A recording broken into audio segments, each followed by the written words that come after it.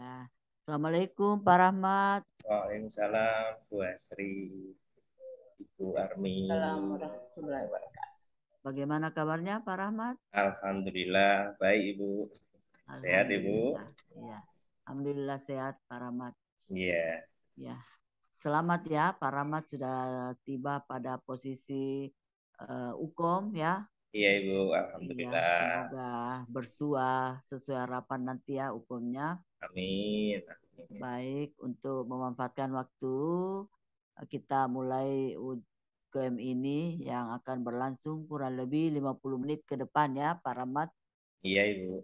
Ya, sebelum untuk memanfaatkan waktu, saya persilakan Ibu Hasri menguji pertama. Silakan Ibu Hasri. Ya, baik Pak Rahmat. Iya Ibu. Suara saya terdengar dengan baikkah Pak Rahmat? Alhamdulillah, terdengar dengan jelas Ibu. Oke, di banyak pialanya di Pak Rahmat di belakang. Oh iya, di kesiswaan Bu ini. Baik Pak Rahmat. Kira-kira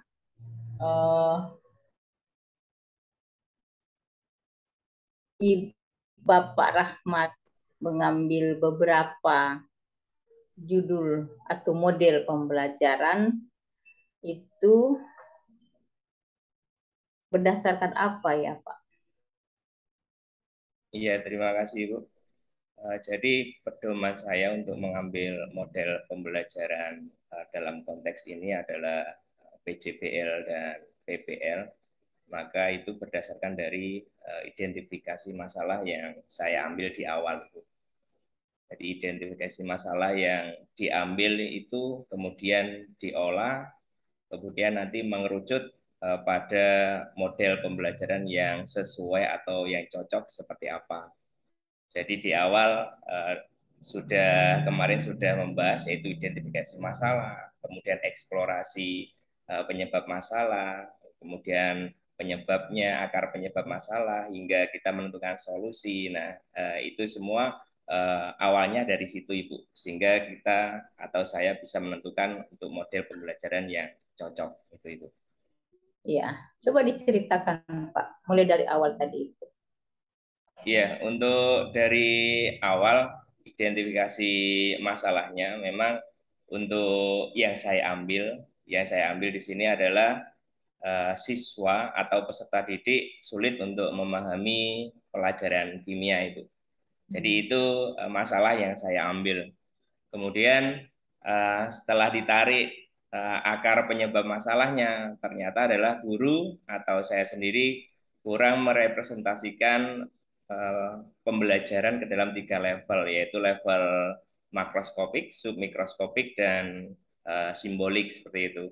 Nah, akhirnya dilakukan studi, yaitu bisa studi literatur, kemudian wawancara, dan lain sebagainya, sehingga menemukan solusi seperti itu. Jadi solusi yang pas seperti apa? Nah, jadi kita mencari solusi yang kira-kira sudah dilaksanakan oleh orang-orang atau peneliti yang sebelumnya itu seperti apa, kemudian kita teliti satu persatu, kemudian kita cari kelebihan, kekurangannya, apakah sesuai dengan kondisi real di madrasah saya ataukah belum. Nah, ketika kondisinya yang memang pas dengan atau cocok dengan yang ada di madrasah saya, itu yang kemudian saya simpulkan bahwa itu adalah solusi yang cocok atau sesuai dengan apa yang ada di madrasah saya, seperti itu. Kok Pak Rahmat sudah bisa nentuin ini cocok atau tidak? Bagaimana caranya? Nah, jadi selain studi literatur, saya juga melakukan wawancara, Ibu, wawancara dengan guru atau teman sejawat. Jadi mulai dari waka kurikulum, kemudian kepala madrasah, kemudian teman sejawat. Kalau di sini guru fisika yang saya jadikan sebagai narasumber, kemudian ada guru BK juga yang sebagai narasumber, dan kemudian juga pengawas madrasah yang juga mengetahui kondisi real yang berada di madrasah saya. Kemudian satu tambahan yaitu berasal dari pakar, yaitu dosen yang berada di sekitar sini saja, Ibu. Ya, wawancara Bapak lakukan kepala sekolah lah, waktu kepala sekolah, guru fisika, kemudian pakar, itu kan tidak terlibat langsung Pak dengan peserta didik Bapak Pak Rahmat. Kok Bapak bisa memilih itu? Apa alasannya? Iya, terima kasih. Nah, kalau untuk kepala sekolah atau pengawas, memang beliau tidak terjun langsung mengajar, tetapi saya yakin beliau sebelumnya juga sebagai pengajar atau sebagai pendidik, tentunya juga tahu kondisinya seperti ini, Bu. Jadi kalau di madrasah atau madrasah yang berbasis pondok pesantren, memang rata-rata kondisinya hampir sama. Saya kira jawaban beliau juga bisa kita gunakan sebagai pedoman atau sebagai rujukan. Seperti itu, Ibu. Ya, jadi bisa juga menjadi eh, pengambil kebijakan ya.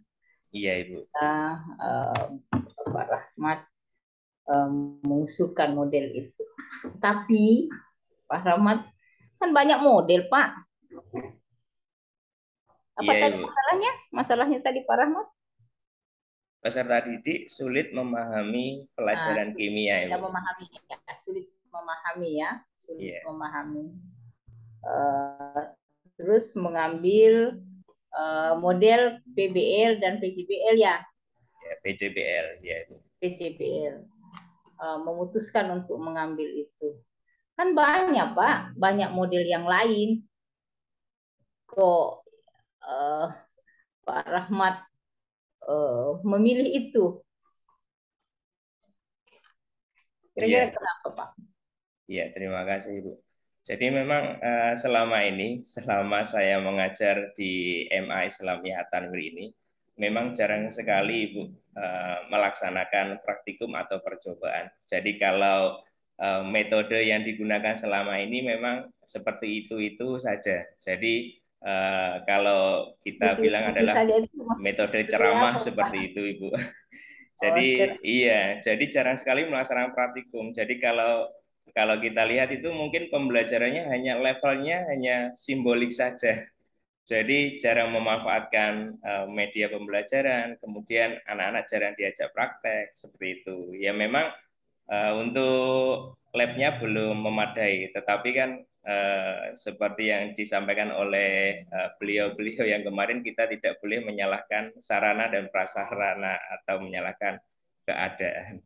Jadi itu yang membuat saya pribadi mengambil dua metode itu yang sekiranya cocok. Karena memang yang kedua adalah anak-anak di sini kurang terbiasa dengan kondisi yang diajak mikir seperti itu, Ibu. Jadi kalau anak-anak diajak mikir gitu kelihatannya susah, tetapi nanti ketika dengan metode seperti ini harapannya adalah peserta didik itu akan terbiasa dengan apa yang saya lakukan atau yang kita lakukan seperti itu, Ibu. berarti artikel yang Pak Rahmat rujuk itu tentang motivasi. Apa tentang apa? Saya tentang motivasi juga ada, kemudian kesulitan juga ada, Ibu. Sebenarnya masalahnya kesulitan ya. Iya, kesulitan, Ibu. Kenapa merujuk motivasi kalau objeknya ke kesulitan? Kenapa mau mengambil motivasi? Ya karena untuk motivasi dengan kesulitan belajar itu istilahnya sangat berhubungan, Ibu. Jadi kalau anak-anak kesulitan belajar, kesulitan memahami kimia, otomatis motivasi untuk belajar nanti juga rendah. Jadi itu istilahnya saling berhubungan atau sinkron seperti itu, Bu. Ketika Pak Rahmat menentukan model pembelajaran, ada berapa model yang Pak Rahmat peroleh? Kemarin ada CTL, Ibu. Kemudian ada Discovery Learning, kemudian ada PBL, kemudian ada PJBL. Itu Ya. Ibu yang Dari saya sekian temui banyak kemarin. kan ada literatur yang bisa menyelesaikan masalah Bapak tentang motivasi belajar. Tapi kok Pak Rahmat memilih itu PJBL? Ya, Kira-kira kalau apa alasannya, Pak? ya, terima kasih. Ketika saya memilih PJBL sebagai model yang saya gunakan, itu tentunya peserta didik dapat mengeksplorasi apa yang ada di dalam dirinya itu. Jadi untuk PJBL itu lebih istilahnya student center seperti itu. Jadi guru atau pendidik itu sebagai pendamping atau mentor tetap jadi seperti itu Ibu. Untuk peserta didik lebih terbuka pada nantinya akan terbiasa seperti itu. Karena saat ini mungkin siswa atau peserta didik itu lebih istilahnya terdikte, terbiasa dengan adanya petunjuk seperti itu. Tetapi kalau kita membebaskan seperti itu karena memang kondisi anak didik zaman sekarang sukanya kebebasan, maka kita mengambil PJBL sebagai solusi atau model yang tepat untuk anak zaman sekarang seperti itu.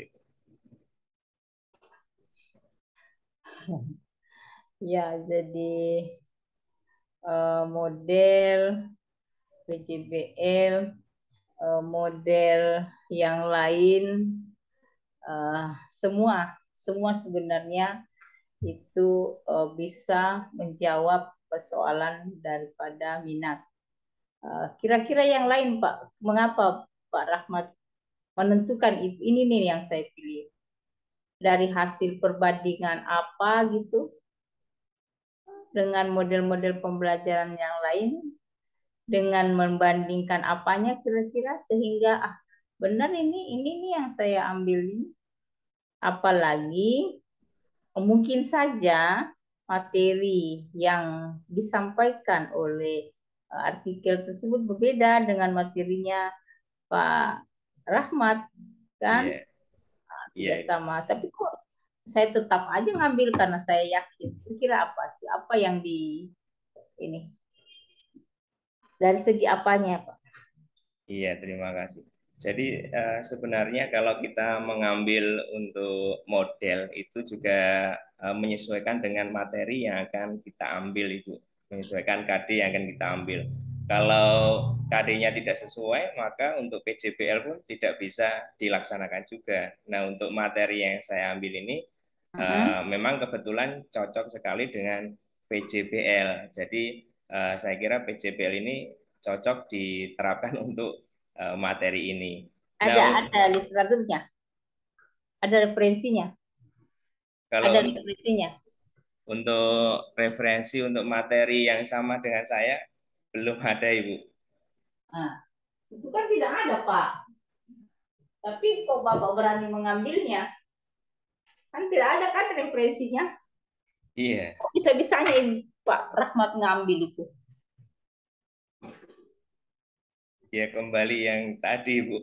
Karena memang anak-anak suka dengan uh, istilahnya keluasan, kebebasan tadi, maka PJBL itu yang saya kira cocok. Mungkin sampai saat ini belum menemukan untuk materi yang pas ditentukan oleh penulis atau peneliti yang sebelumnya. Ada berapa artikel Bapak rujuk? Untuk artikel kemarin ada 7, Ibu, kalau tidak salah yang saya Ya, ambil kemarin. ada 7 ya? Iya, Iya, semua mengarah ke PJBL itu ya? iya bisa PJBL atau ke PBL itu, Ibu. Iya. Nah, jadi tadi tuh mengapa saya meskipun berbeda materi, uh, tetapi saya tetap mengambil PJBL dan PBL itu berdasarkan hasil analisis kelemahan dan kekuatan dari model ini. Jadi kita telisik-telisik, oh sebenarnya model ini dibanding model yang satu ini lebih banyak penunjangnya, ini lebih menunjang nih, kelemahannya lebih kurang gitu. sehingga kita memutuskan bahwa saya mengambil model pembelajaran ini. Ya, Iya, Ibu. oke. Sekarang Pak Rahmat, sekarang ketika Pak Rahmat akan mengajar, Iya, Ibu. apa yang kira-kira Pak Rahmat persiapkan? Yang dipersiapkan RPP, Ibu. RPP Pertama, saja. kemudian bahan ajarnya kita harus siap karena materi yang akan kita sampaikan. Kemudian ada LKPD. Iya. Kemudian media pembelajaran tentunya yang cocok atau yang sesuai. Kemudian yang terakhir adalah instrumen penilaian, Ibu. Jadi itu yang kita siapkan sebelum mengajar. Itu semua itu nama lainnya apa ya? Yang kelima tadi itu nama lainnya apa ya, Pak? Instrumen itu, Ibu. Instrumen penilaian. Instrumen, isinya instrumen. Assessment itu, Bu. Assessment. Ada assessment, ada LKPD, ada bahan ajar, ada LPP, ada media. Itu namanya apa? Perangkat pembelajaran, Ibu.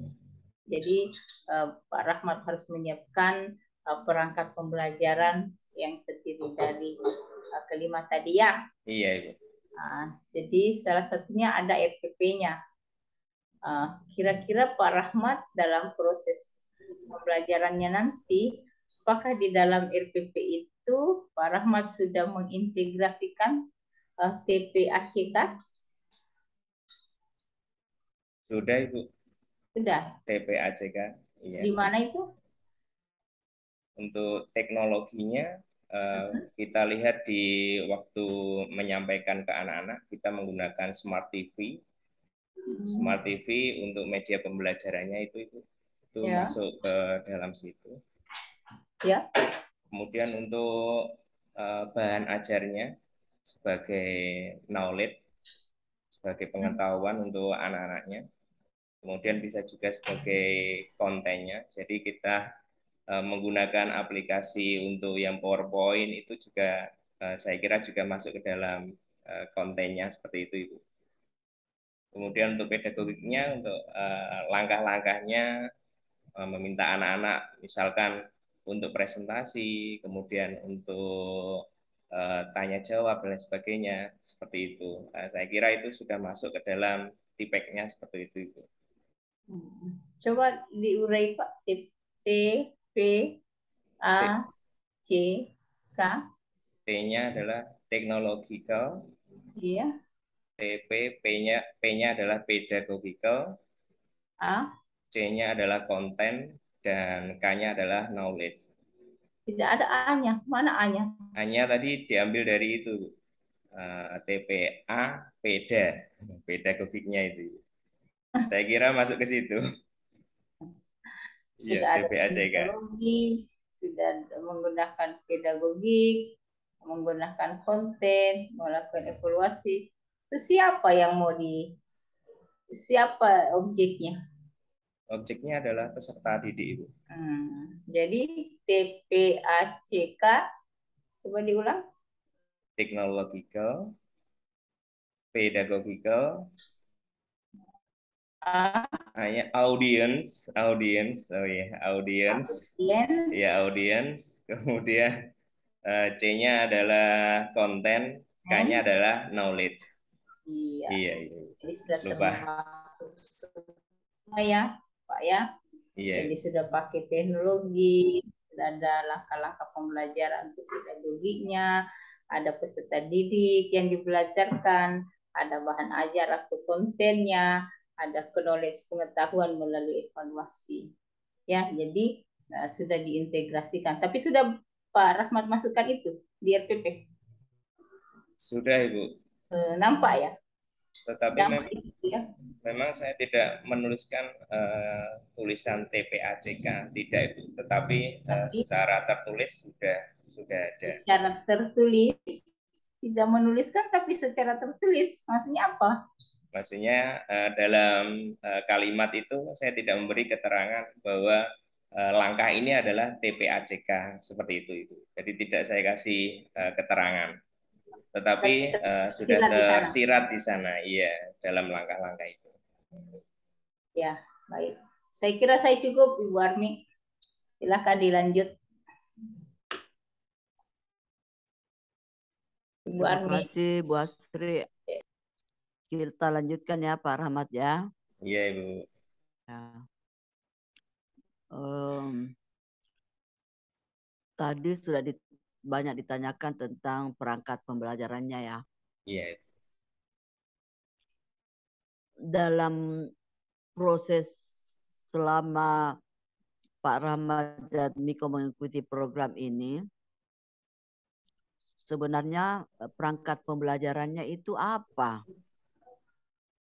Berhubungan dengan proses yang telah Pak Rahmat dan Miko melalui sampai di posisi UKOM ini. Jadi terima kasih Bu. Jadi untuk perangkat pembelajaran yang sudah saya kerjakan, memang sebelumnya bisa dibilang adalah saya belum pernah membuat perangkat pembelajaran yang luar biasa seperti ketika mengikuti PPG ini Bu. Jadi ini alhamdulillah mendapatkan ilmu yang banyak sekali. Jadi kalau sebelum kita menyusun perangkat pembelajaran, memang dari awal langkah yang pertama adalah mengidentifikasi masalah itu dulu Ibu.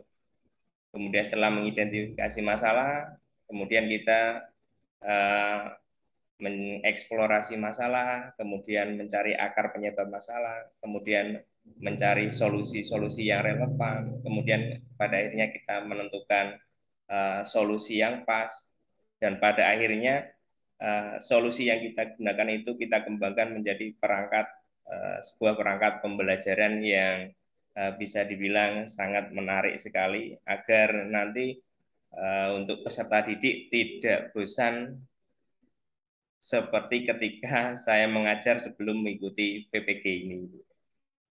Terima kasih.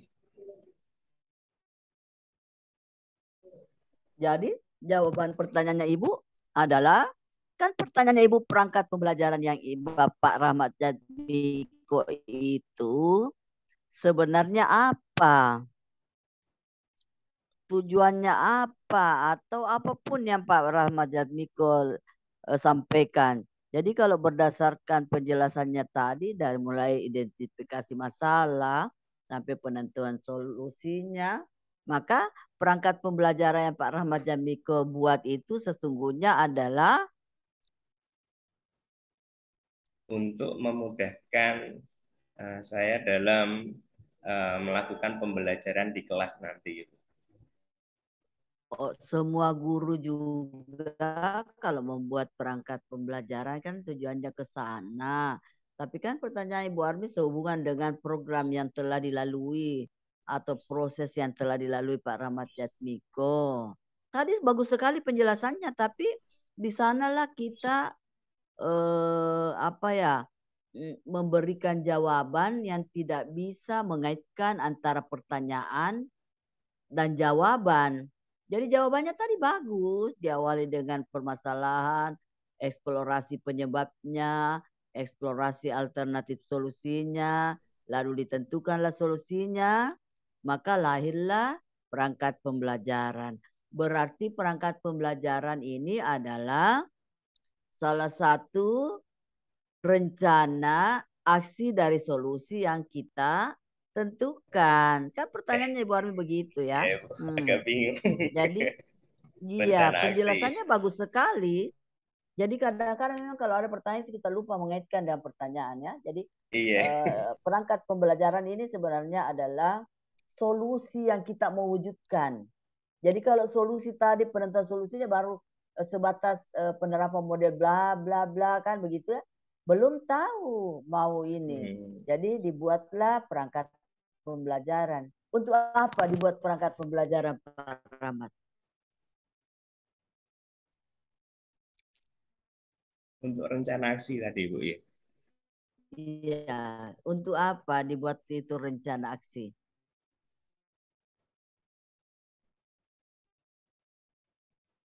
Kalau tidak ada gunanya, tidak usah dibuat lah. Rencana aksi digunakan untuk mengevaluasi kita itu. Kita sebagai guru dan mengevaluasi juga untuk peserta didiknya. Muaranya nanti seperti itu. Loranya seperti itu ya.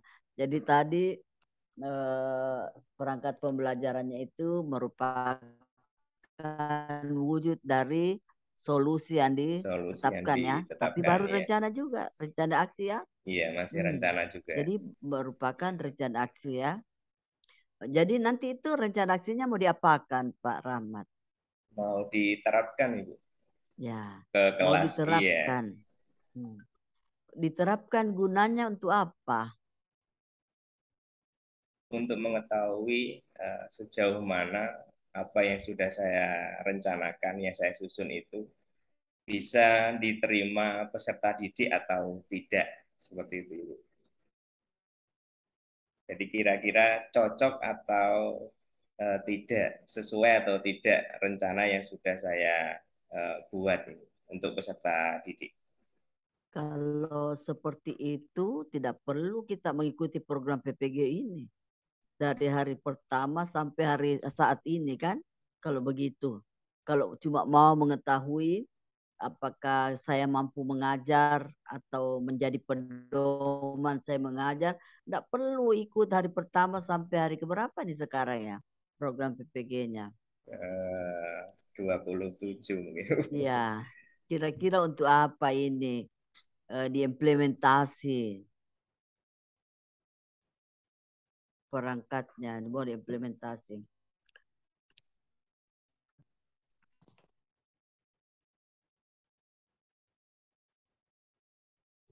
Dasar membuat perangkat pembelajaran ini tadi kan sudah diceritakan berawal dari masalah yang teridentifikasi kan. Iya, Ibu. Berarti solusi tadi berupa RPP ini diimplementasi untuk Peserta didik.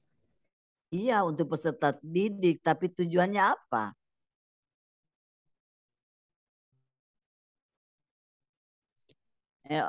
Dengar Pak Rahmat, Iya, eh, perangkat pembelajarannya dibuat berdasarkan masalah yang diidentifikasi. teridentifikasi.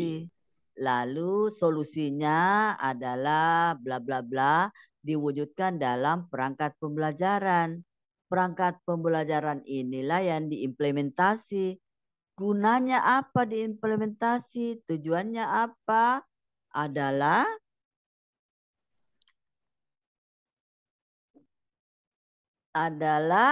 untuk mengecek atau menguji bahwa apakah solusi yang kita ambil ini betul-betul berhasil guna, betul-betul bisa menyelesaikan masalah atau tidak. Jadi diimplementasi dulu kan? Iya. Iya. Jadi itu tujuannya diimplementasi untuk mengetahui apakah solusi yang saya sudah tetapkan, kan solusi itu baru bersifatnya hipotesis, Hipotesis. belum Ya. diuji. Iya, jadi perlu diuji kebergunaannya atau keefektifannya dalam menyelesaikan masalah. Kalau begitu Ibu mau lihat Pak Rahmat Jatmiko mengimplementasi solusinya ini. Silakan pilih mau pertemuan 1 atau pertemuan 2 terserah Pak Rahmat. Sebaiknya yang sesuai yang diupload Iya, Ibu. perangkatnya ya. Iya. Ya. 10 menit saja ya Pak Rahmat. 10 menit saja sampai dapat kegiatan akhir. Iya. Terima kasih atas kesempatannya. Assalamualaikum warahmatullahi wabarakatuh. Selamat siang anak-anak. Bagaimana kabarnya hari ini anak-anak? Sehat semua ya? Alhamdulillah sehat semua. Sebelum kita mulai pembelajaran pada siang hari ini, minta tolong untuk ketua kelas menyiapkan doa terlebih dahulu. Ketua kelas, silakan. Terima kasih atas waktunya. Nah, kemudian untuk anak-anak hari ini apakah masuk semua ya?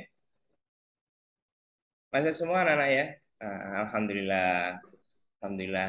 Nah, untuk hari ini anak-anak, apa yang akan kita pelajari? Masih ingat ya materi yang akan kita pelajari hari ini? Beberapa waktu yang lalu Bapak sudah memberikan modul atau bahan ajarnya, ya. Nah, untuk hari ini kita akan mempelajari nanti yaitu faktor-faktor yang mempengaruhi terjadinya korosi. Tetapi sebelum ini, anak-anak masih ingat materi sebelumnya apa ya? Apa anak-anak? Oh iya, sel volta. Nah, sel volta tentunya masih ingat ya. Kalau di anoda mengalami reaksi apa? Oksidasi. Kalau di katoda mengalami reaksi reduksi. Oke, singkatannya apa anak-anak? Anoks dan karet. Nah, ternyata kalian masih ingat ya anak-anak ya. Nah, untuk penerapannya dalam kehidupan sehari-hari sel volta masih ingat ya? Alhamdulillah. Jadi pada kehidupan sehari-hari beberapa manfaat salah satunya adalah penggunaan baterai pada jam dinding ya anak-anak ya. Nah, untuk hari ini kita akan mempelajari faktor-faktor yang mempengaruhi terjadinya korosi. Jadi manfaatnya apa anak-anak? Manfaatnya tentunya dengan mempelajari ini kita akan tahu nanti faktor yang membuat korosi di sekitar kita itu apa saja. Nanti yang akan kita pelajari seperti itu anak-anak. Nah, untuk selanjutnya anak-anak, Bapak akan menyajikan di sini ada PowerPoint anak-anak. Nah, di sini ada faktor-faktor penyebab korosi. Nah, kita perlu membahas yang pertama.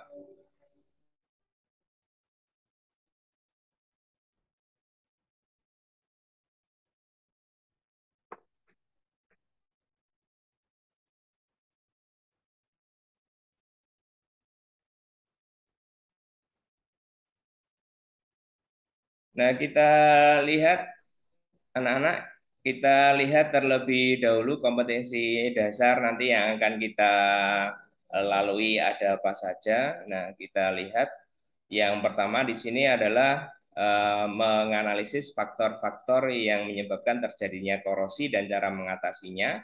Kemudian yang kedua adalah mengajukan gagasan untuk mencegah terjadinya korosi. Nah, kemudian untuk tujuan pembelajarannya, anak-anak. Nah, untuk tujuan pembelajarannya, jadi kalian nanti dapat menganalisis faktor-faktor yang mempengaruhi terjadinya korosi. Kemudian merancang percobaan, kemudian melakukan percobaan, dan yang terakhir adalah menyajikan hasil percobaan. Nah, nanti kalian akan melakukan yang namanya percobaan juga anak-anak. Jadi untuk bahannya kemarin alat dan bahan sudah Bapak sampaikan ya di pertemuan sebelumnya. Sudah bawa semua ya anak-anak ya? Sudah, alhamdulillah. Nah, itu untuk alat dan bahan nanti disimpan dulu sebelum nanti kita lanjutkan. Nah, untuk anak-anak di sini Bapak punya gambar ya di depan. Nah, ini ada gambar. Pertanyaan adalah apa warna coklat kemerahan yang menempel pada paku itu? Aisyah, jawabannya apa Aisyah? Jawabannya adalah korosi. Nah, sekarang pertanyaannya ya untuk yang lain adalah faktor apa yang menyebabkan paku tersebut berwarna coklat kemerahan anak-anak? Nah, jadi faktor-faktor apa saja yang menyebabkan. Nanti jangan lupa kalian tuliskan jawabannya di LKPD ya. Jawabannya di LKPD yang sudah Bapak bagikan. Nah, untuk selanjutnya anak-anak, nah di sini ada video, kita bisa melihat. Nah, ada video yaitu proses terjadinya korosi. Nah, proses terjadinya korosi seperti apa? Jadi kalau kita lihat nanti animasinya seperti ini. Jadi untuk proses terjadinya korosi sudah tersampaikan juga pada materi sebelumnya, yaitu nanti akan menghasilkan yaitu yang namanya adalah anoda dan katoda, dan pada akhirnya nanti anoda akan mengalami reaksi oksidasi dan katoda akan mengalami reaksi reduksi, dan akan berlangsung seperti itu terus sehingga akan terjadi warna kecoklatan, yaitu sebagai korosi. Nah, ini anak-anak ya. Nah, untuk selanjutnya anak-anak, untuk faktor penyebab korosi ada apa saja? Jadi untuk faktor penyebab korosi mungkin anak-anak sudah membaca di bahan ajar ya sudah Bapak berikan, yaitu untuk faktor-faktornya adalah yang pertama adalah air dan kelembapan udara.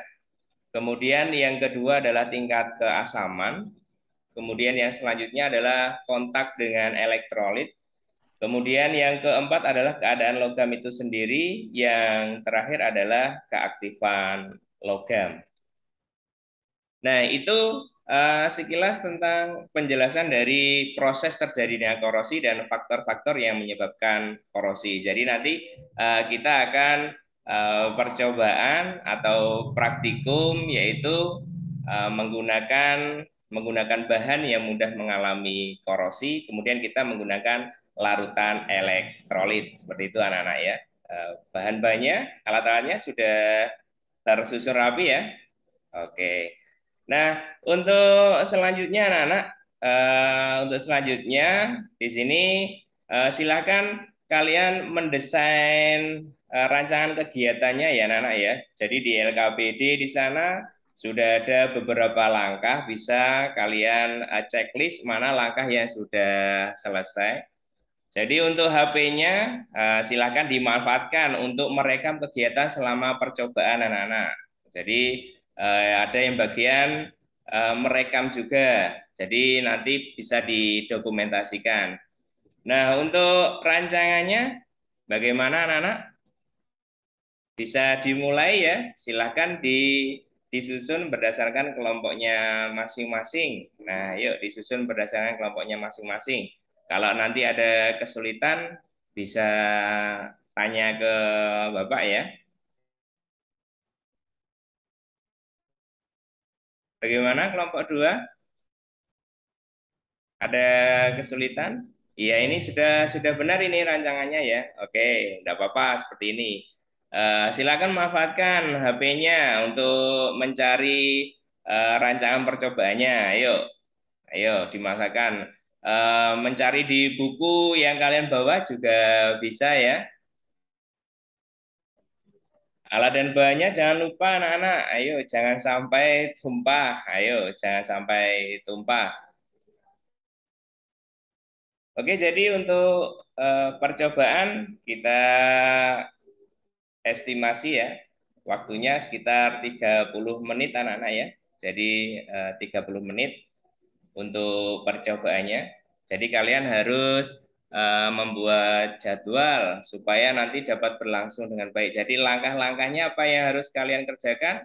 Nah, itu harus disusun yang rapi supaya nanti dapat selesai dengan tepat waktu. Oke, anak-anak?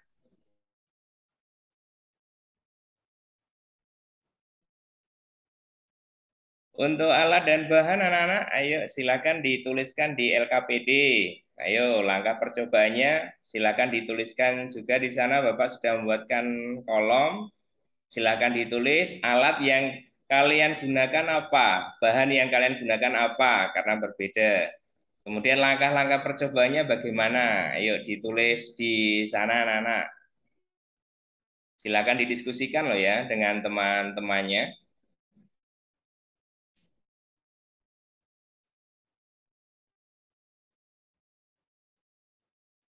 Oke anak-anak, bagaimana percobaannya? Kalau sudah merasa sudah selesai, silakan dimasukkan datanya ya di bagian yang sudah Bapak siapkan di LKPD ya, sudah disiapkan, silakan ditulis di sana. Kemudian nanti silakan didiskusikan analisis dan pembahasannya nanti seperti apa. Kenapa seperti ini, kenapa seperti itu. Ya, anak-anak ya. Silakan didiskusikan dengan temannya. Kemudian nanti disiapkan juga loh untuk presentasi ke depan. Jadi nanti disiapkan untuk presentasinya juga. Setelah selesai membahas analisis dan pembahasan, nanti persiapan presentasi.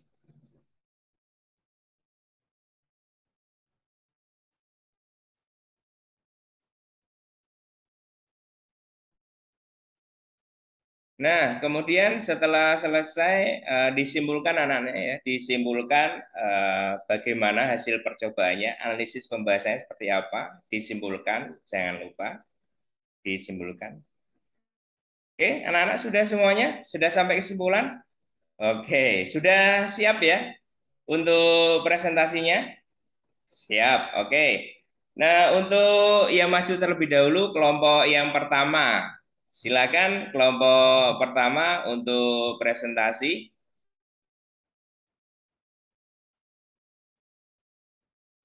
Oke, kesimpulannya bagaimana? Oh iya, kesimpulannya adalah bahwa larutan elektrolit itu dapat menyebabkan paku menjadi karatan atau menjadi korosi. Oke, boleh. Oke, aplaus dulu dong untuk kelompok satu, yang lainnya aplaus semuanya. Oke, untuk dari kelompok yang lain ada yang ingin ditanyakan? Untuk kelompok pertama, silakan. Kelompok tiga, oke, silakan ditanggapi untuk kelompok satu. Monggo siapa yang akan menanggapi? Iil mungkin mau menanggapi? Oke, nah tepuk tangan dong, aplaus untuk kelompok satu. Ya, terima kasih untuk kelompok satu. Nah, untuk selanjutnya kelompok yang terakhir. Nah, untuk yang kelompok terakhir, silakan ke depan untuk mempresentasikan hasil percobaannya. Oke,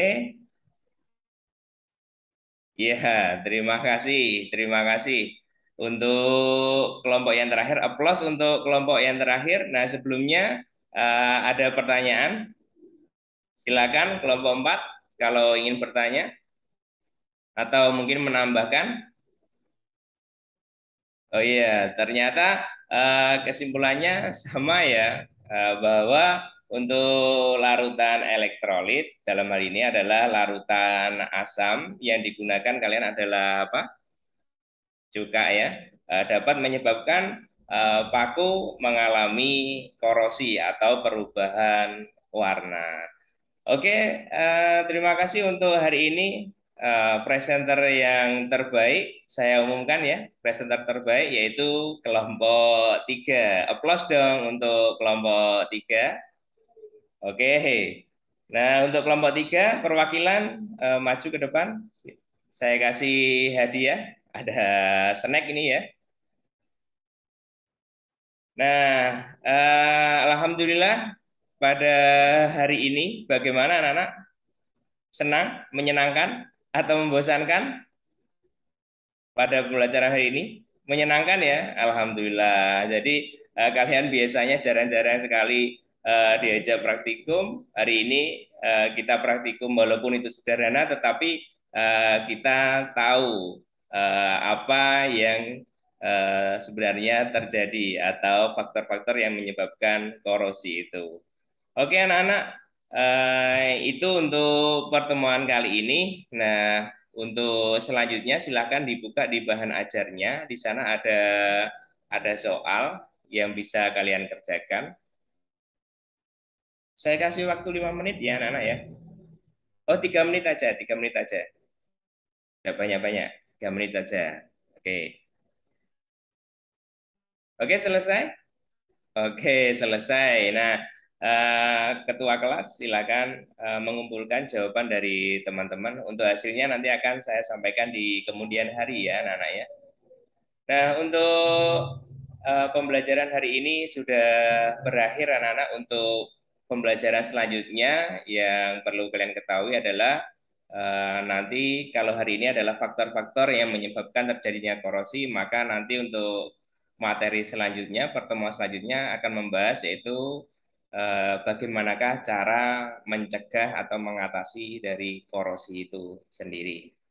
Nah, silakan kita berdoa dulu anak-anak. Berdoa mulai. Berdoa selesai. Terima kasih anak-anak. Sampai ketemu di kesempatan yang akan datang. Semoga selalu sehat dan semangat untuk mendapatkan ilmu yang disampaikan oleh para asatidz. Terima kasih anak-anak. Assalamualaikum warahmatullahi wabarakatuh.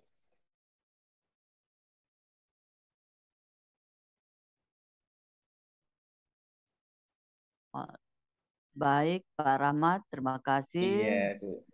Bisa stop share screen-nya ya. Pak Rahmat, tadi Ibu sudah menyaksikan bagaimana Pak Rahmat mengimplementasikan rencana aksi yang sudah dibuat. Jadi kan rencana aksinya baru kemarin dibuat, sekarang diimplementasikan ya. Iya, Ibu. Sebelum pertanyaan lanjut dengan sehubungan dengan ini, Ibu mau bertanya dulu mengenai pelaksanaan atau implementasinya ini. Iya.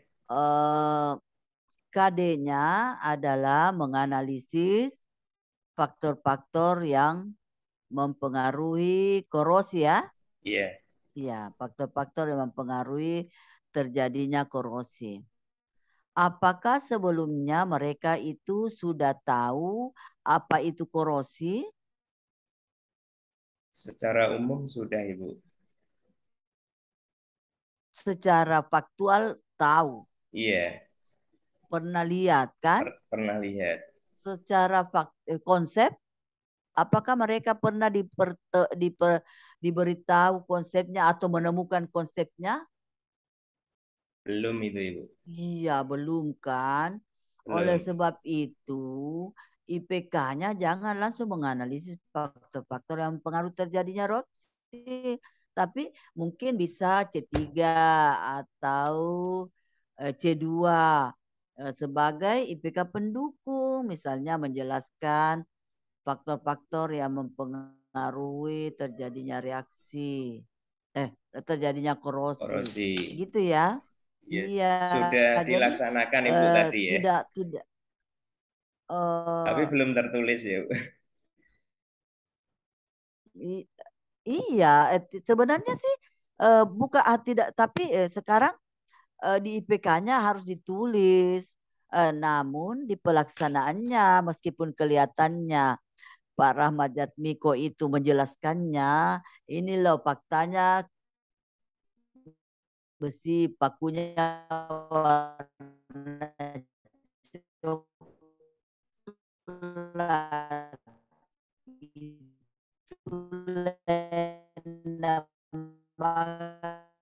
Korupsi. Model apa? Model apa Pak Rahmat? Model apa yang Pak Rahmat terapkan? Model PJBL. PJBL kan? Iya, PJBL. Halo. Iya, Ya, PJBL model Ibu. PJBL kan? Iya, PJBL. Model PJBL lah. Ya. Sintasnya yang pertama yang mana yang Pak Jatmiko tadi lakukan? Yang gambar paku tadi, Ibu. Oh, itu ya. Iya, gambar paku yang berkarat tadi saya. Jadi, kenapa dia warna coklat?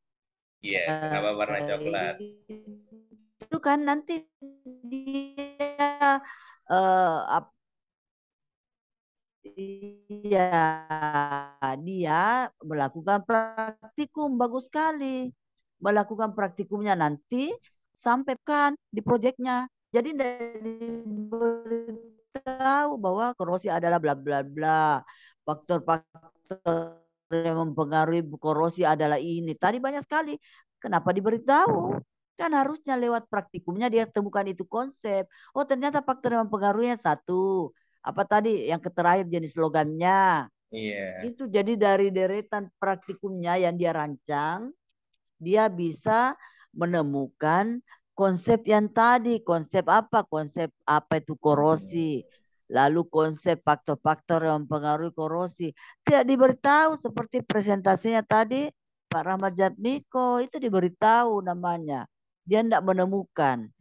Pembelajaran inovatif itu adalah student center, siswa aktif. Nah, di sini aktif praktikum kan, tetapi Iya. gurunya juga aktif memberitahu. Jangan sampai memberitahu, gurunya jangan sampai memberitahu ya. Jadi itu sehubungan dengan pembelajarannya tadi. Iya, Ibu. Menurut Pak Rahmat Jatmiko, menurut Pak Rahmat, apakah di pembelajaran tadi itu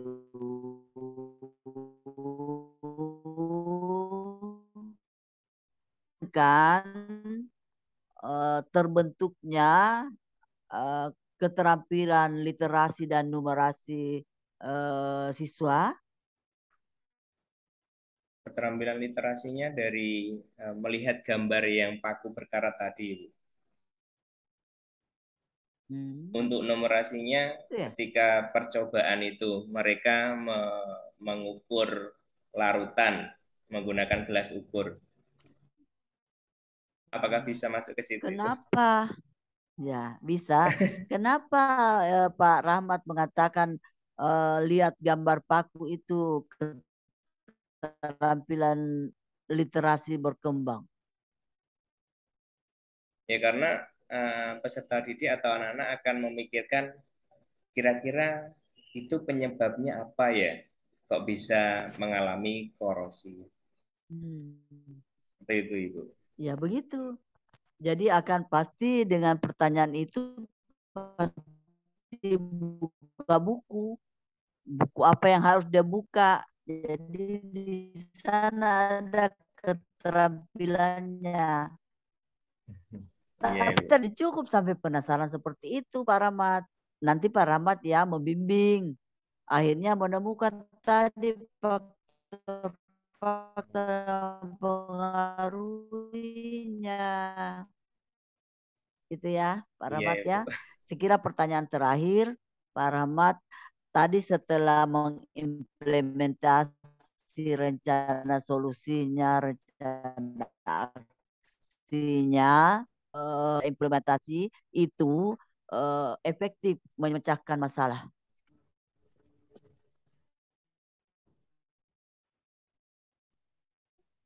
Iya, Ibu. Halo, Ibu. Ibu Lai, iya, Ibu Lai ya. Bagaimana tadi setelah kita mengimplementasi solusinya ya atau aksi yang direncanakan tadi sudah dikasih dalam rangka mau melihat apakah solusi itu eh, mengatasi masalah atau tidak, ya kan? Iya. Ya, bagaimana mengetahui bahwa betul mengatasi masalah solusi tadi? Kita, Bagaimana tahu? kita melihat di instrumen penilaiannya, Ibu. Jadi ada penilaian sikap, ada penilaian pengetahuan, kemudian ada keterampilan. Jadi nanti dengan melihat nilai-nilai itu berarti kira-kira rencana aksi ini sudah berhasil atau belum. Kalau memang hasilnya bagus berarti sudah sesuai atau sudah tepat itu. Ya, jadi itu masih abstrak itu rencana aksi ini sesuai. Sesuainya itu memecahkan masalah apa tidak ya? Iya, Ibu. Iya. Apa saja apa masalahnya sebenarnya mau dicari solusinya, dipecahkan, yang mau dipecahkan. Yaitu terkait Masa terkait apa? Kesulitan anak-anak itu dalam mempelajari kesulitan kimia, apa? dalam mempelajari pelajaran Oh. kimia. Iya. Jadi kesulitan. Berarti patokannya adalah hasil belajar ya. Iya, Ibu. Memang rata-rata hasil belajar siswa di madrasah kami, terutama untuk pelajaran eksak itu rata-rata rendah. Jadi itu yang membuat ini masalah ini saya angkat. Gitu. Nah, sekarang kan masalahnya tadi kesulitan belajar siswa ya. Lalu solusinya kita sudah implementasi. Bagaimana implementasinya tadi itu betul. Jangan sampai Pak Rahmat itu mau mengukur tinggi badan, malah menggunakan alat liter. Sekarang bagaimana Pak Rahmat yakin bahwa solusi yang saya rencanakan teraplikasi dengan benar atau terimplementasi dengan benar? Instrumen apa yang Pak Rahmat butuhkan? Yang pertama adalah untuk apa? Instrumen penilaian sikap itu yang penting. Kemudian pengetahuan. Yang terakhir adalah untuk keterampilannya anak-anak sendiri itu. Jadi kalau pengetahuannya bagus berarti saya kira nanti untuk anak-anak berarti bisa kita simpulkan tidak mengalami kesulitan terhadap kimia lagi. Seperti itu, Ibu.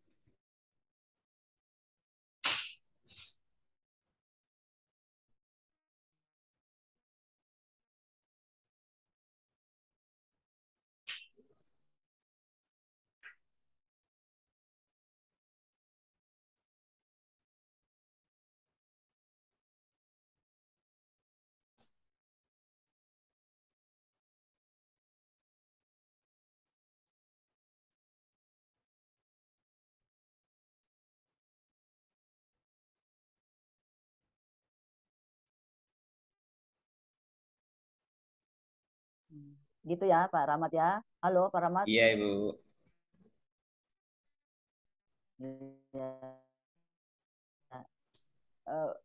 Yang paling kamu siapkan dalam implementasi solusi yang sudah dibuat atau rencana aksi yang sudah dibuat.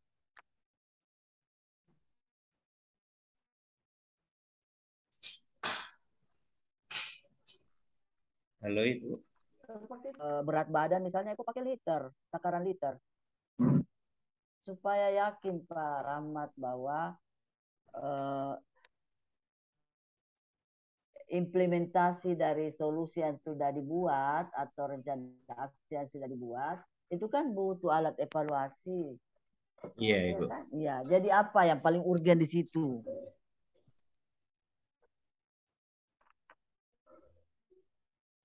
Ya, alat evaluasi apa sih yang sudah dibuat di langkah 9 Pak Rahmat? Ada survei, survei peserta didik, ya. Kemudian lembar observasi. Lembar observasi mengenai apa? Terkait dengan guru dan peserta didiknya ketika di pembelajaran itu. Kemudian jurnal refleksi diri sendiri, diri saya sendiri. Ya, jurnal refleksi. Ya, kemudian yang terakhir adalah artefak dari siswa atau peserta didik. Iya. Iya, berarti tadi itu lembar observasi keterlaksanaan pembelajaran. Apakah betul PJBL terjadi pada saat diaplikasi implementasi itu? Kalau terjadi betul, maka dan hasilnya bagus, maka bisa kita berkesimpulan bahwa solusi yang kita sudah ambil itu bagus mengatasi masalah. Gitu ya Pak Rahmat ya. Iya, Ibu. Nah, nanti itu sekiranya Pak Rahmat lulus di UKOM ini dan ber-PPL, maka di sana arahnya PPL-nya Pak Rahmat. Di sana arahnya ya. Iya. Ya. Sekira untuk UKOM pada sore hari ini cukup Pak Rahmat ya. Ya, harapan terima Ibu kasih. semoga bersuara